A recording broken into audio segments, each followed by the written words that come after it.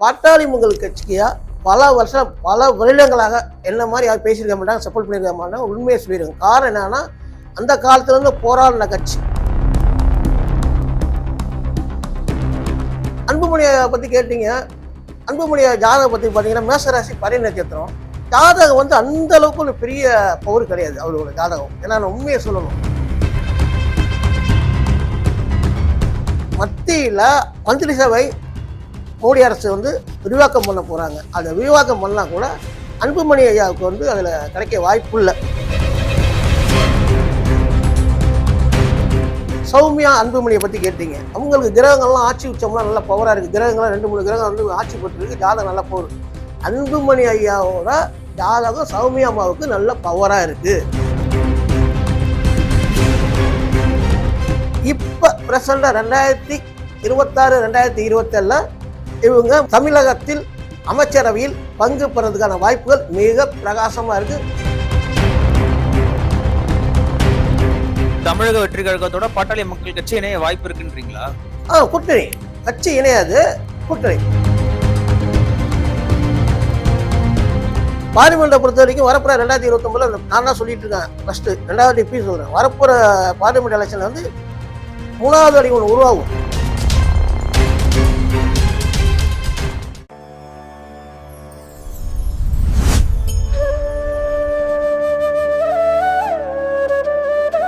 கடந்த 2011 உலகக்கோப்பையில் இந்தியா தான் வெல்லும், ஆஸ்திரேலியா அரையிறுதிக்கு கூட தகுதி பெறாது என்பதை 45 நாட்கள் முன்பே கணித்த 2006ஆம் ஆண்டு நடைபெற்ற சட்டமன்ற தேர்தலில் திமுக தலைவர் கருணாநிதியின் ஜாதகத்தை வைத்து திமுக தலைமையிலான கூட்டணி 163 இருந்து 174 இடங்கள் உறுதியாக வெல்லும் என்பதை 10 நாட்கள் முன்பே மிக துல்லியமாக கணித்த 2009 மக்களவை தேர்தலில் மன்மோகன் சிங் தான் பிரதமராக வருவார் என்பதை 35 நாட்கள் முன்பே கணித்த கடந்த முறை நடந்த மக்களவை தேர்தலில் மோடி தான் பிரதமராக வருவார் என்பதை 48 நாட்கள் முன்பே கணித்த நமது சிவவாக்கு ஜோதிடர் ருத்ர ஜெயக்குமார் ஐயா வணக்கம். ஓம் சிவாய நம. சிவவாக்கு ஜோதிடர் ருத்ர ஜெயக்குமார் ஐயா, இப்ப பாத்தீங்கன்னா பாட்டாளி மக்கள் கட்சி வந்து 2ஆ பிளவுபட்டிருந்தது.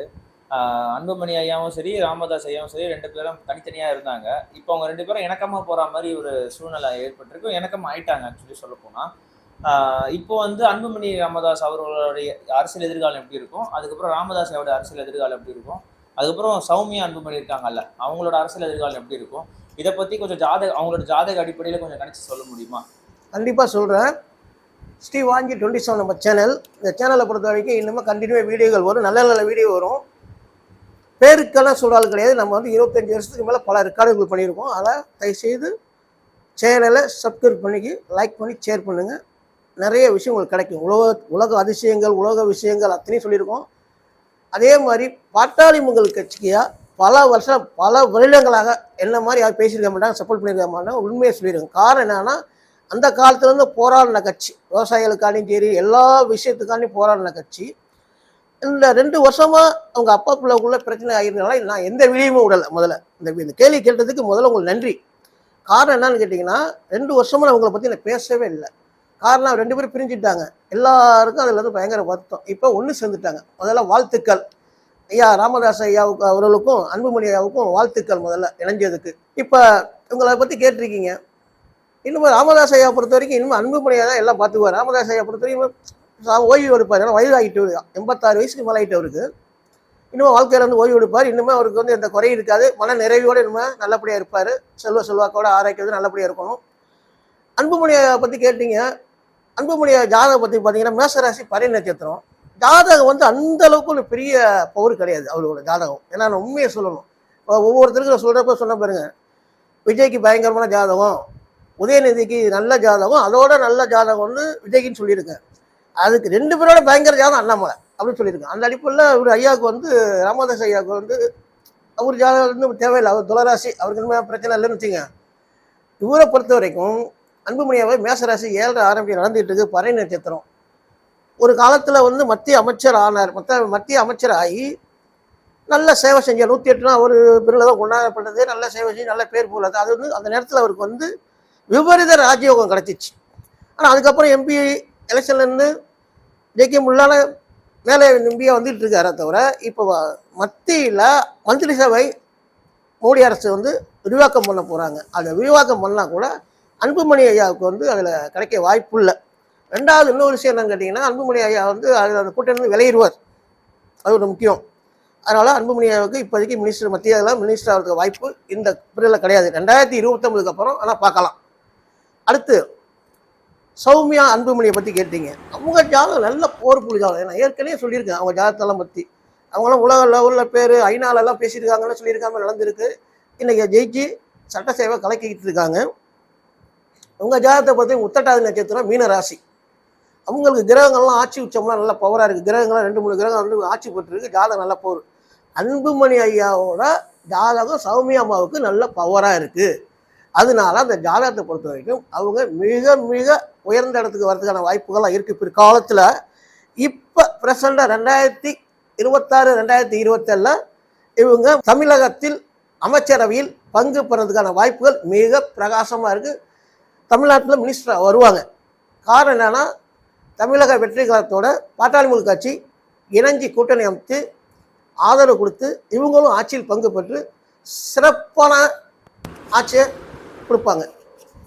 ஐயா, அப்போ வந்து தமிழக வெற்றி கழகத்தோட பாட்டாளி மக்கள் கட்சி இணைய வாய்ப்பு இருக்குன்றீங்களா? கூட்டணி கட்சி இணையாது, கூட்டணி. பாட்டாளி மக்கள் கட்சி என்னைக்கு இருக்கும், அது ஸ்டாண்டர்டான ஒரு கட்சி. அந்த கட்சி அதை வந்து யாரும் ஒன்றும் செய்ய முடியாது, அது எந்த காலத்துலையும் இருக்கும். விஜய் கட்சி கூட்டணி ஆதரவு தெரிவிப்பாங்க, ஆதரவு வச்சு ஆட்சியில் பங்கு பெறுவாங்க. ஆட்சியில் பங்கு பெற்று நல்ல ஒரு மினிஸ்டர் கிடைக்கும், நல்ல சிறப்பாக செயல்படுவாங்க சௌமியா அன்புமணி அவர்கள். ஏன்னா அவங்க ஜாதகம் அப்படியாப்பட்ட ஜாதகம். இப்போ இவங்க 2 பேர் இணைஞ்சா, கூட்டணியா இணைஞ்சா, அவங்க 2 பேரோட அரசியல் எதிர்காலம் எப்படி இருக்கும்? விஜய் அவர்களோட கட்சியும் அன்புமணி ஐயா அவர்களோட கட்சியும் எப்படி, அவங்களோட அரசியல் எதிர்காலம் எப்படி நகரும், என்ன மாதிரியான பதவிகள் அவங்களுக்கு போகும் அப்படின்ற மாதிரி ஏதாவது ஐடியா இருக்கா? இருக்கு. காரணம் என்னன்னு கேட்டிங்கன்னா, 2029 வரப்போகிற மக்களவை தேர்தலெலாம் வந்து இவங்க எம்பியில் இண்டிவிஜுவலாக எம்பி எலெக்ஷன்லேயே ஜெயிப்பாப்பில். அன்புமணி ஜெயிச்சாருன்னா விஜய், அதாவது தமிழக வெற்றி கழகம் சகோதரர் விஜய் கட்சியும் ஐயா அன்புமணி ராமதாஸ் பாட்டாளி மக்கள் கட்சியும் இணைஞ்சி பார்லிமெண்ட் சீட் நிறைய பிடிப்பாங்க. பார்லிமெண்ட் சீட் நிறைய பிடிச்சி பார்லிமெண்ட்டை பொறுத்த வரைக்கும் வரப்போகிற 2029 நான் தான் சொல்லிட்டு இருக்கேன். ஃபஸ்ட்டு 2வது இப்பயும் சொல்கிறேன், வரப்போகிற பார்லிமெண்ட் எலெக்ஷனில் வந்து 3வது அணி ஒன்று உருவாகும். அந்த 3வது அணியை சேர்ந்து அவங்களுக்கு மந்திரி ஆகிறதுக்கான வாய்ப்புகள் மிக பிரகாசமாக இருக்குயா. ஐயா, இப்போ ஏற்கனவே நம்ம அதிமுக கூட்டணியிலிருந்து நிறைய பேர் விலகிட்டு இருக்காங்க. கூட சேர்ந்து இப்போ பாட்டாளி மக்கள் கட்சியும் விலகிற நிலைமை ஏற்பட்டா அதிமுக வந்து ஸ்பூனோட உடஞ்சி போற மாதிரி ஆயிடுமே. உண்மைதான், வாசவன் தான். இதுக்கு எடப்பாடி ஐயா என்ன மாதிரியான ஒரு ஸ்டெப்ஸ்லாம் எடுக்கணும்னு நீங்க நினைக்கிறீங்க? எடப்பாடியாவுக்கு என்ன மாதிரியாவது சொல்லியிருக்க மாட்டாங்க, அவ்வளோ சொல்லியிருக்கேன். இப்போ எனக்கு எதுவும் சொல்கிறதுக்கே எனக்கு ஒன்றும் இல்லை. காரணம் என்னன்னு கேட்டிங்கன்னா, ஊரோட செட்டு தான். அதான் எம்ஜிஆரால் கட்சி உருவாக்கப்பட்டது. அதுக்கப்புறம் பின்னாடி ஜெயலலிதா வந்து கட்சியை நல்லா வளர்த்து எல்லாம் சிறப்பாக வச்சுருந்தாங்க. இவங்கெல்லாம் ஒரே செட்டு. செங்கோட்டையா, இவங்க எல்லா மணியும், வேலுமணி, அந்த மணி, தங்கமணி, இந்த குரூப்பு எல்லாம் ஒரே செட்டு. ஓபிஎஸ் இவங்கெல்லாம் ஒரே செட்டு தான். இவங்களை அனுசரித்து பண்ணணும், பண்ணாமல் விட்டுட்டீங்க. அதுக்கு உங்களுக்கு ஆலோசனை கொடுக்குறதுக்கு உங்கள் தவறான ஆலோசனை. நீங்கள் பின்பற்ற ஜோதிடர் சம்பந்தமான விஷயமும் தப்பாக போயிட்டு, ஆன்மீக சம்பந்தமாகவும் உங்களுக்கு எதுவும் கை கொடுக்கல, எல்லாம் போயிட்டாங்க. இருந்தாலும் கட்சிக்காரங்க யாரும் 100% போகலை. இன்னுமெல்லாச்சும் அந்த கட்சியை ஸ்டடி பண்ண பார்க்கணும். வளைஞ்சு கொடுத்தால் மட்டும்தான் வாழ்க்கையில் ஜெயிக்க முடியும். தவறான முடிவெடுத்தீங்க. இன்னைக்கு அண்ணாமலையை விட்டதான் தப்பு. அண்ணாமலையை வந்து எடுக்க வச்சிங்கல்ல, அதோட பாதிப்பு தான் இன்னைக்கு. அண்ணாமலை மட்டும் பிஜேபி தலைவராக இருந்திருந்தால் விஜய் கூட வந்திருக்க முடியாது. அது தெரிஞ்சுங்க. அண்ணாமலையோட 10% மேலே ஓட்டு அப்படியே அங்கே போயிட்டு உங்களுக்கு வர வேண்டிய ஓட்டு 24%, நீங்கள் 34% எடுத்துருப்பீங்க. திருப்பி வலியுறுத்துறேன். சும்மா பேசுறதுக்கான பேசுகிற ஜோதிட கிடையாது. நம்ம 30 வருஷம் ரெக்கார்டு இருக்குது. உங்களுக்கு கோர்ட்டில் உள்ள தீர்ப்பை முன்கூட்டி சொல்லுவேன். புதுச்சேரியில் தேர்தல் 10 மணிக்கு 9 மணிக்கு வந்து ஆர்டர் வருது சொல்லியிருக்கோம். நம்ம வீடியோ இருக்குது, எல்லா ரெக்கார்டும் காட்டுறேன். யார் வேணாலும் கேட்கலாம். நம்ம ஒரிஜினல் ஒரே நம்பர் தான் எனக்கு. அவ்வளோ பண்ணியிருக்கேன். அந்த மாதிரி இந்த மாதிரி பார்த்துங்க. வரப்போகிற உள்ளாட்சி தேர்தலே கோட்டை விட்டுறாங்க. ஐயா, இவ்வளோ நேரம் நான் கேட்ட கேள்விகளுக்கு ரொம்ப பொறுமையாக மக்களுக்கு புரிகிற மாதிரி விளக்கமாக பதில் சொன்னதுக்கு மிக்க நன்றி ஐயா. ஓம் சிவாய நம. நன்றி, வணக்கம். மோகமாக இருக்கணும்.